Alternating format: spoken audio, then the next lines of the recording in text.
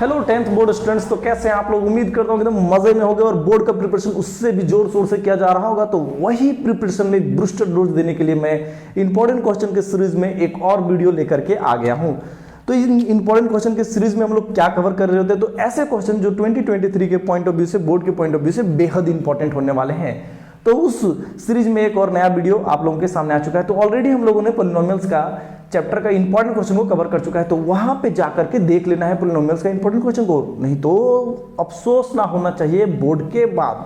अभी देख लो भाई, अभी सीखने का टाइम है, सीख लो, ठीक है। ये ऐसे क्वेश्चंस होते हैं जो बोर्ड में कहीं ना कहीं डायरेक्टली पूछे जा रहे हैं, डेटा चेंज करके, या फिर पूछा जा सकता है डिट्टो उठा दिया जाता है क्वेश्चन को, ठीक है। तो हम लोग यहाँ पे कवर कर रहे होते हैं ऐसे ही क्वेश्चन को, ठीक। और दूसरा बात क्या है कि ये जो क्वेश्चंस दो देख रहे होगे वो लास्ट वीडियो का है एकदम। अगर नहीं देख रहे हो तो जाकर के देखो। तो मैं उम्मीद करता हूं कि ये दोनों क्वेश्चंस का सोल्यूशन आप लोगों के पास होगा। अभी आंसर को टैली कर रहे हो कितने हैं। और लास्ट में एक ऐसा क्वेश्चंस दिया जाएगा जो बेहद इंपॉर्टेंट होने वाला है, ठीक है। तो पहले क्या करना है, वीडियो को पॉज कर लो एक बार और खुद से सॉल्व करो, ठीक है। और सारा क्वेश्चंस का सॉल्यूशन खुद से कर लेना है और उसके बाद जो है सो आंसर को टैली कर रहे होंगे हम लोग। तो उम्मीद करते हैं वीडियो को पॉज करके तुम लोग जो है सो सारा क्वेश्चंस को सॉल्व कर चुके होंगे। तो अब जो है सो मैं सॉल्यूशन देना शुरू करता हूं एक एक करके। ये जो पहला क्वेश्चन का सॉल्यूशन आप लोगों के पास होगा, इसमें क्या बोल रहा है कि एक क्वाड्रेटिक क्वेश्चन दिया हुआ है। देखो ये क्वाड्रेटिक क्वेश्चन, और इसका जो है सो रूट्स निकालना है, मतलब जीरोज निकालना है। तो इसका एक्स का वो वैल्यू जिसको रखने पे ये जीरो हो जाए। तो यहाँ पे रूट देख करके हड़बड़ाना नहीं है कि रूट में दिया हुआ है भाई, कोई बहुत बड़ी बात नहीं है। चलो हम लोग फटाके इसको सॉल्व करके दिखा देते हैं। देखो इसको मैं दो तरीका से सॉल्व करने के लिए सिखा देता हूँ। एक तरीका जो हम लोग जानते हैं मिडिल टर्म को स्प्लिट करके, ठीक है। और दूसरा तरीका जो है सो आ रहा होगा तुरंत, ठीक है। देखो मिडिल टर्म को स्प्लिट करने वाला क्या तरीका है कि हम लोग ए और सी का टर्म को इंटू करते हैं, मल्टीप्लाई करते हैं, और उसके बाद जो है सो उसका प्राइम फैक्टराइजेशन करके उसको जो है सो इस बीच वाला टर्म के अकॉर्डिंग जो है सो तोड़ते हैं। चलो फटाके इसको करो। देखो रूट टू मल्टीप्लाई होकर के हो गया 2 और 5 तो हो गया 10। 5 2 जा 10 होता है कि नहीं। तो 10 का जो है सो हम लोग प्राइम फैक्टर करेंगे तो 2 5 हो गया, ठीक है। इसको तोड़ो तो देखो क्या मिलता है हम लोग को, 7 मिल रहा है कि नहीं। 5 प्लस 2 लिख सकते हैं 7 को, तो लिख देते हैं। क्या लिख सकते हैं इसको, 2x plus 5x plus 5 root under 2 is equal to 0, ठीक है। यहाँ से रूट 2 और x कॉमन आ रहा है तो ले लो। देखो x यहाँ पे बचा अब, और यहाँ पे क्या बचा, रूट 2 बचा, ठीक है। दोनों में से क्या कॉमन आ रहा है, 5 कॉमन आ रहा है, ले लेना है। और कुछ कॉमन आ रहा है क्या, नहीं। तो यहाँ से x बचा और यहाँ पे क्या बचा, रूट 2 बराबर 0। देखो दोनों ये सही है, सेम है, तो कॉमन ले लो x प्लस रूट 2। उसके बाद देखो यहाँ पे क्या बचा है, root 2x plus 5 is equal to 0। ये रहा हमारा। अब देखो यहाँ से हम लोग जो है सो आसानी से सॉल्व कर सकते हैं। x का वैल्यू क्या होना चाहिए, यहाँ पे ये प्लस है तो उधर जाएगा तो माइनस हो जाएगा, ठीक है। और ये क्या हो गया, x is equal to -5 by root 2, ठीक है। ये वैल्यू रखने पे ये क्या हो जाएगा, 0। और इसको किस तरीके से सॉल्व कर सकते हैं और करके, तो हम लोग जानते हैं रूट निकालने के लिए x का वैल्यू वो होता है -b plus minus root under B square minus 4ac divide by 2a। अब यहाँ पे a क्या है, तो a क्या है, देखो रूट 2 है, ठीक है। b क्या है, तो b जो है सो 7 है। c क्या है, कांस्टेंट टर्म को c बोला जाता है, तो 5 रूट 2 है, ठीक। अब देखो यहाँ पे 7 रख दो इसके जगह पे, प्लस माइनस। अब देखो यहाँ पे b का स्क्वायर मतलब 7 का स्क्वायर तो कितना हो गया, 49, ठीक है, -4ac। देखो a के जगह पे क्या दिया हुआ है, रूट 2, और c के जगह पे क्या दिया हुआ है बताने का भाई, 5 रूट 2, ठीक है। दोनों इंटू करो तो 10 आया था, और 4 से इंटू हो जाएगा तो 40 हो जाएगा, ठीक। Divided by 2a, 2 into a के जगह पे क्या दिया हुआ है, रूट 2, तो रूट 2 लिख दिया मैं। बोलो कोई पाप हुआ क्या अभी तक, नहीं ना, नहीं, आगे भी नहीं होगा। -7, अब यहां से देखो प्लस माइनस दोनों को माइनस करेंगे तो 9 बचेगा, ठीक है। अब रूट अंडर 9 से क्या निकलता है, 3 बाहर, और यहाँ पे रूट 2, ठीक। अब देखो एक बार वो क्या हो जाएगा, प्लस x जो है सो या तो क्या होगा -7 और -3 प्लस में दोनों हो जाएगा प्लस, यहाँ पे लिख दो 2 रूट 2, तो दोनों हो गया क्या -10, और ये हो गया तुम्हारा रूट 2 रूट 2। कट रहा है तो काट देने का रे भाई, 5 बार में गया, -5 बाई रूट 2। एक ये देखो आ गया है ना। अब दूसरा क्या है, x इज इक्वल टू, अपने को देखो एक बार माइनस ले चुके हैं तो अब क्या लेना होगा, प्लस। तो प्लस में लेकर के सॉल्व कर देते हैं। तो 7 + 3 डिवाइडेड बाई 2√2 इज इक्वल, देखो ये कितना हो जाएगा -4 2√2, काट दो इसको 2 बार में, ठीक है, इसको काटेंगे तो √2, ठीक, तो क्या आया -√2 जो आया हुआ था। अच्छा माइनस यहाँ पे होगा, साइन छोटा गया ना, वो प्लस उधर जाएगा तो क्या हो जाएगा माइनस, ठीक, समझा कि नहीं। तो ये जो है सो आ गया, दोनों को देख लो, दोनों स्टेप से कैसा भी तुमको मन करे सॉल्व कर लेना है, ठीक, देख लो। तो नेक्स्ट क्वेश्चन की तरफ बढ़ते हैं। x = 3 is the root of the quadratic equation. देखो एक क्वाड्रेटिक इक्वेशन दिया हुआ है, क्या दिया हुआ है, x² - 2kx - 6 = 0। बोल रहा है यहाँ पे अगर 3 रखते हैं तो ये कितना के बराबर हो जा रहा है, 0। P3 जो है सो 0 के बराबर है, ये दिया हुआ है अपने को, तो x का वैल्यू फाइंड करना है, तो बेहद आसान है। अगर ये 0 के, इसका 0 है तो यहाँ पे रखने पे ये कितना के बराबर हो जाना चाहिए, 0 के बराबर हो जाना चाहिए, ठीक है। इसको सॉल्व करो, 3 का स्क्वायर -2k × 3 - 6 = 0। ये कितना हो गया 9, गुना कर दो दोनों को तो कितना हो गया 6k - 6 = 0। देखो ये दोनों प्लस माइनस है तो सब्ट्रैक्ट हो जाएगा, तो कितना बचेगा यहाँ पे, देखो 9 में से 3 चला गया तो तुम्हारा 9 में से 6 चला गया तो 3 बचा ना, = 0, ठीक है। अब ये प्लस है, उधर जाकर के क्या हो जाएगा माइनस, देन k = क्या हो गया 3 डिवाइडेड बाई 6 1/2, k का वैल्यू आया 1/2। तुम लोग चाहो तो इसको चेक भी कर सकते हो कि सही है कि गलत। यहाँ पे 1/2 रखो तो ये कट जाएगा, 2 खत्म है ना, ये तो यहाँ पे x बचेगा। अब 3 रखो इसमें तो ये 3 3 9 हो जाएगा, यहाँ पे -3 और -6, तो दोनों जोड़ा -3 - 6 9 हो गया, और ये x स्क्वायर जो था 9 कटेगा तो 0 आ गया, ठीक है। तो इस तरह से चेक कर सकते हो। तो उम्मीद करते हैं कि तुम लोग जो है सो समझ चुके हो और आंसर टैली कर लोगे, और मैं ये मान करके चल रहा हूँ तुम लोग अभी आंसर सही आया होगा। क्या भाई अपने को आंसर सही मिल रहा है कि नहीं, बताने का ईमानदारी से, ठीक है, कमेंट करके बताने का कि कितनों का आंसर जो है सो सही आया है। लास्ट वीडियो में ये क्वेश्चन दिया हुआ था।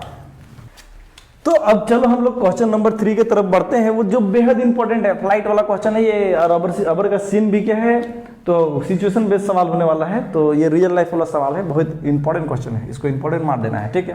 बोल रहा है कि एक फ्लाइट है, एयरक्राफ्ट है, वो क्या कर रहा है 600 किलोमीटर चल रहा है, ठीक है, लेकिन वेदर का कंडीशन खराब हो गया तो अपना स्पीड को स्लो कर दिया। वेदर खराब हो गया तो थोड़ी ना फाड़ने चले जा सकता है, नहीं जा सकता है, बात सही है, ठीक है। अब देखो वो 200 किलोमीटर/आवर से रिड्यूस हो गया। पहले का टाइम मान लेते, पहले का स्पीड उसका x किलोमीटर/आवर था, ठीक है, तो अब जो है सो स्पीड घट गया तो x - 200 होगा, वो चीज अभी लिखेंगे हम लोग, ठीक है। और उसके बाद अब देखो स्पीड कम हो जाएगा। अब मान लो तुमको जो है सो दोस्त बुलाया और तुम धीरे धीरे जाओगे तो टाइम लेट लगेगा कि नहीं लगेगा, तो इसी तरह से इसका जो है सो टाइम भी तो बढ़ जाएगा। तो 30 मिनट जो है सो उसको जो है सो टाइम ज्यादा लग रहा है, किस कारण से, स्पीड स्लो होने के कारण से। तो अब सवाल पूछ रहा है कि कितना देर जो है सो फ्लाइट चला है, तो निकालते हैं भाई कितना देर चला है, निकाल देंगे, क्या दिक्कत है, ठीक है। तो देखो मान लेते हैं कि शुरुआत में इस ट्रेन का स्पीड, ट्रेन है बोल रहा हूँ, फ्लाइट का स्पीड जो था वो क्या था, स्पीड वो था x किलोमीटर/आवर, ठीक है। और शुरुआत में इसको जो टाइम लगता था जब वेदर उधर सही रहता था उस समय t आवर्स, ठीक। और देखो डिस्टेंस भी दिया हुआ है ना, डिस्टेंस कितना कवर करेगा, ये डिस्टेंस जो है सो ये कवर करेगा d = 600 किलोमीटर, ठीक है, 600 किलोमीटर। हाँ अब देखो जब वेदर कंडीशन खराब हुआ तो रिड्यूस्ड हो गया स्पीड, तो रिड्यूस्ड स्पीड क्या है इसका, रिड्यूस्ड स्पीड जो है वो है x - 200 किलोमीटर/आवर। ध्यान से सुनना है और समझना है, ठीक है। अब देखो टाइम जो है सो इंक्रीज करेगा, जाहिर सी बात है, काहे जाहिर सी बात है भाई कि स्पीड और टाइम जो है सो इनवर्सली प्रोपोर्शनल रहने करे बाबा। तो पहले का टाइम t था, अब उसमें जो है सो आधा घंटा बढ़ जाएगा तो t + हाफ आवर होगा कि नहीं। अब आधा घंटा, वो हाफ लिख रहे हैं इसलिए क्योंकि हम लोग सब जानते हैं कि 30 मिनट जो होता है वो हाफ आवर के बराबर होता है, ठीक है। और हम जो है सो इस इक्वेशन को देखो यहाँ पे जो है सो टाइम को आवर में लिए हुए, तो मिनट में +30 नहीं कर सकते हैं, गड़बड़ घोटाला हो जाएगा। बहुत बच्चा लोग कर देता है तो वहीं पे गड़बड़ा जाता है, गड़बड़ाने का नहीं, ठीक है। अब देखो दुनिया जानता है कि स्पीड = क्या होता है, डिस्टेंस बाय टाइम, ठीक है। तो यहाँ से अगर हम टाइम निकालना चाहें तो टाइम = क्या हो जाएगा, डिस्टेंस बाय स्पीड, ठीक है। तो मैं इसी तरह को यूज करके 2 इक्वेशन यहाँ पे बना देता हूँ। स्पीड हमको टाइम फाइंड करना है, तो t = देखो क्या हो जाएगा, 600 किलोमीटर डिस्टेंस कवर किया है और स्पीड कितना था x किलोमीटर पर आवर, इसको इक्वेशन 1 मान लेते हैं। ठीक है, ये कब की बात हो रहा है, तो जब वेदर कंडीशन बढ़िया था उस टाइम का। ठीक है, जब वेदर कंडीशन खराब हुआ तो टाइम कितना लगा, t प्लस हाफ हो जाएगा, इज इक्वल टू डिस्टेंस तो उतना ही कवर किया है 600 किलोमीटर, और स्पीड में थोड़ा सा चेंजेज आ गया, वो हो गया तुम्हारा x minus 200 kilometre per hour. इसको इक्वेशन 2 मान लिया जाए, कोई दिक्कत क्या नहीं।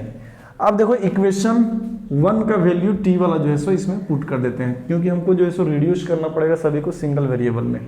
ठीक है, तो इक्वेशन 2 से, हाँ, और क्या कर रहे हैं, इक्वेशन 2 में पुट कर रहे हैं इक्वेशन 1 का वैल्यू को पुट कर दो। तो ये देखो t के जगह पे क्या आ गया, 600 बटा x आ गया plus 1/2 is equal to 600 divided by x minus 200। ठीक है, अब दोनों का एलसीएम ले लिया जाए दोनों का, तो कितना हो जाएगा, देखो 2x हो जाएगा और ऊपर में 2 इंटू हो गया तो 1200। ठीक है, और plus x is equal to 600 divided by x minus 200। ठीक है, कोई दिक्कत नहीं। अब क्रॉस मल्टीप्लाई कर देना होगा। ठीक है, ये क्रॉस मल्टीप्लाई हो जाएगा 1200 प्लस x, ठीक, और इंटू x माइनस 200 इंटू ये देखो उधर हो गया तो 1200x हो गया। ठीक है, अब इसको जो इसको मल्टीप्लाई कर दो तो ये कितना हो गया 1200x, अब उसके साथ मल्टीप्लाई हुआ तो 12 दूना 24 हो गया और 4 0। ठीक है, इसके साथ इंटू कर दो माइनस, अब देखो ये जो है सो इसके साथ इंटू होगा तो कितना हो जाएगा प्लस x², अब इसके साथ इंटू हो तो माइनस कितना हो गया तुम्हारा 200x is equal to 1200x। 1200x और 1200x खत्म हो रहा है, खत्म कर दो, रखने का नहीं जो खत्म हो रहा है। तो अब देखो क्या कर रहे हैं हम लोग, यहाँ से जो है सो कुछ कॉमन आ रहा है क्या, नहीं कॉमन नहीं आ रहा है तो रख दो उसको, x² माइनस 200x माइनस जो है सो लिख देने का बराबर 0। अब इसको जो है सो हम लोग फैक्टराइज करके मिडिल टर्म को स्प्लिट करते हैं और जो है सो x का वैल्यू निकाल लेते हैं। ठीक है, x² इज इक्वल टू, इसको देखो 6 और 4 तोड़ा जा सकता है तो इसको 600 लिख देते हैं। ठीक ना, 6 जो 24 होता है कि नहीं, 6 4 जा। ठीक है, तो माइनस 600x और प्लस क्या लिख देते हैं 400x, माइनस क्या लिख दिया बाबू 2400, क्या है 2,40,000 है ना, 2400 बोल दे रहा हूँ। ठीक है, हो गया। अब देखो कॉमन ले लो, जो कॉमन आ रहा है सो कुछ नहीं करना है, अब कॉमन ले लेना है। क्या है कॉमन आ रहा है, x कॉमन आ रहा है, x कॉमन ले लो यहाँ से तो x माइनस 600 बचेगा। ठीक है, ये दोनों में से क्या कॉमन आ रहा है, कुछ नहीं, तो भाई क्या कॉमन ले लो 400, कैसे नहीं आ रहा है 400 कॉमन आएगा, x माइनस कितना हो जाएगा 600 यहाँ पे बचेगा is equal to 0। That means x minus 600 दोनों में से कॉमन आ रहा है, ले लो, x प्लस क्या हो गया 400 बराबर 0, और यहाँ से हम लोगों को मिला x बराबर 600 और दूसरा क्या मिल रहा है x प्लस क्या, x इज इक्वल टू क्या मिला हम लोगों को माइनस 400। तो x का वैल्यू क्या है 600। अब देखो 600 ही क्यों लिए, माइनस वाला क्यों नहीं लिए, क्योंकि हम लोग सब जानते हैं स्पीड कभी भी नेगेटिव में नहीं हो सकता है। ठीक है, अब देखो यहाँ पे 600 रख दो, t is equal to 600 divided by 600। ठीक है, कट छट करके 1 हो गया। देखो यहाँ पे x के जगह पे रखें इक्वेशन 1 में, इक्वेशन 1 में तो हम लोग को t क्या मिला 1 आवर। तो शुरुआत में जब वो वेदर कंडीशन सही रहता था उस समय जो है सो कितना से चलता था, वो 1 आवर के टाइम लेता था जाने में उसको, लेकिन जब वेदर कंडीशन खराब हुआ तो हाफ आवर बढ़ा था, तो टी डैश इसको मान लेते हैं, चाहे कुछ T2 मान लेते हैं वेदर कंडीशन खराब होने के बाद, तो वो 1.5 आवर हो जाएगा कि नहीं हो जाएगा। ठीक है, देख लो सॉल्व कर दो कैसे हुआ, तो हम लोग जाहिर सी बात है 1 प्लस हाफ है ना, जोड़ दो, तो तुम लोग जो है सो देख लो एक बार, सॉल्व कर दो खुद से। तो हम लोग सेकंड लास्ट क्वेश्चन की तरफ बढ़ते हैं जो बेहद इंपॉर्टेंट है। ठीक है, इसके बाद जो है सो एक इंपॉर्टेंट क्वेश्चन मिल रहा होगा जो घर से करके लाना है। देखो fast train takes 3 hours less than a slow train for a journey of इतना किलोमीटर। ठीक है, देखो डिस्टेंस कितना कवर कर रहा है, डिस्टेंस कवर कर रहा है 600 किलोमीटर, एक ट्रेन जो है सो 600 किलोमीटर कवर कर रहा है डिस्टेंस। ठीक है, डिस्टेंस कितना कवर किया जा रहा है 600 किलोमीटर। ठीक है, दो तरह का ट्रेन है, एक ट्रेन जो है सो फास्ट है तो दो हम डब्बा बना लेते हैं फास्ट ट्रेन के लिए। ठीक है, और एक जो है सो स्लो ट्रेन के लिए।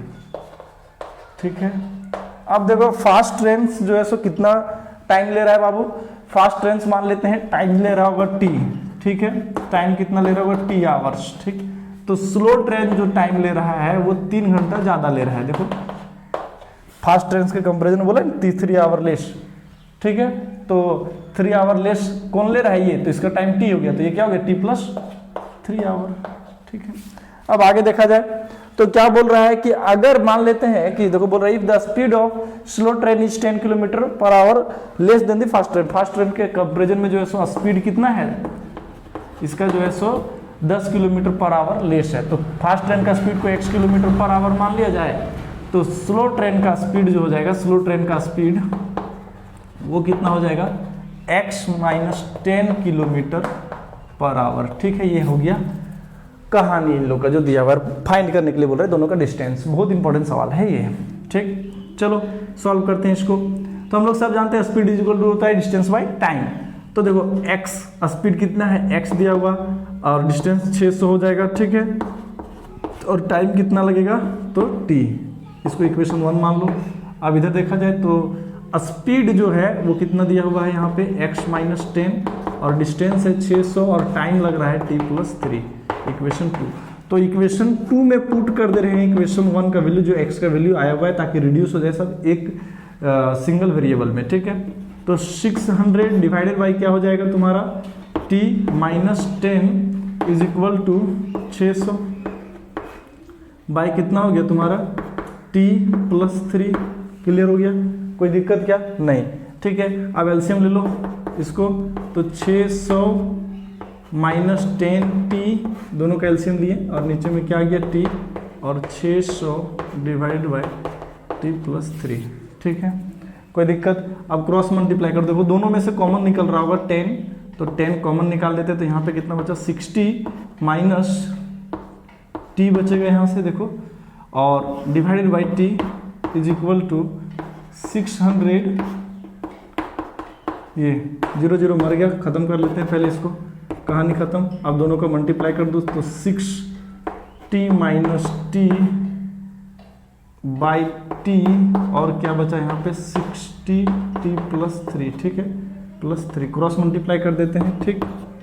तो 6 - t इंटू t+3 और ये हो गया 60, ठीक है, ये हो गया 60 इंटू हो गया इसके साथ, अब 6 इसके साथ इंटू हुआ तो 180 डिग्री, सॉरी 180 डिग्री बोल दे रहा हूँ, 180 माइनस कितना हो जाएगा बाबा t² और ये हो गया -t इज इक्वल टू 60 खत्म हो गया। देखो माइनस आ रहा है ना ये दोनों में, तो इसको हटाना पड़ेगा t² से, तो माइनस कॉमन ले लो, तो इसको लिख सकते हैं t² + 3t - 180 is equal to 0, minus पर जा करके प्लस हो गया, ठीक है। अब देखो इसको जो है सो t² इसको तोड़ते हैं मिडिल वाले टर्म को, तो 180 2 बार में गया 90, ठीक है, 2 बार में गया 45, 3 टाइम्स में गया 15 और 3 टाइम्स में 5। देखो इसको तोड़ो, ये 15 हो जाएगा, इसको गुना करो 4 और 7 12, तो 15 प्लस में और -12 में तोड़ देते हैं 3 को, ठीक है। तो +15 - 12t is -180 degree, 180 is equal to 0, ठीक है। t कॉमन आ जा रहा है तो t कॉमन ले लो, +15, ठीक है, -12 कॉमन आ रहा है, ले लो -12 कॉमन, ठीक है, यहाँ पे t बचेगा और +15 बचा इज इक्वल टू 0, ठीक है। तो t+15 यहाँ से मिला और एक क्या मिला t - 12। अब देखो ये t क्या दे रहा होगा तुम्हारा -15 और ये t क्या दे रहा होगा +12। तो हम लोग जो है सो -15 ले नहीं सकते, क्यों, क्योंकि टाइम कभी भी नेगेटिव में हो नहीं सकता है, तो टाइम हमेशा पॉजिटिव में रहेगा, तो ये क्या हो जाएगा तुम्हारा t का वैल्यू 12, ठीक है। तो देखो अगर t 12 है तो x क्या होगा, x था 600/t, तो t के जगह पे 12 रख दो, काट दो तो कितना आया 50 है ना, देखो 6 काट दिया, ठीक है, इसको काट दिया, देखो 12 के टेबल से खत्म हो गया। अब देखो क्या मिला हम लोगों को, x का वैल्यू जो है सो मिला 50 किलोमीटर पर आवर, ठीक है। अब हम लोग जानते हैं स्लो वाला ट्रेन जो था 10 किलोमीटर पर आवर लेस था, तो x डैश मान लेते हैं इसको ना स्लो ट्रेन का, तो वो कितना हो जाएगा 40 किलोमीटर पर आवर, समझा कि नहीं। बस यही था निकालना, देख लो और समझ लो, सॉल्व करो। इसके बाद जो है सो एक और सवाल दे रहा हूँ जो कमेंट करके बताना है इसकी उसका आंसर क्या होगा, ठीक है, लास्ट में।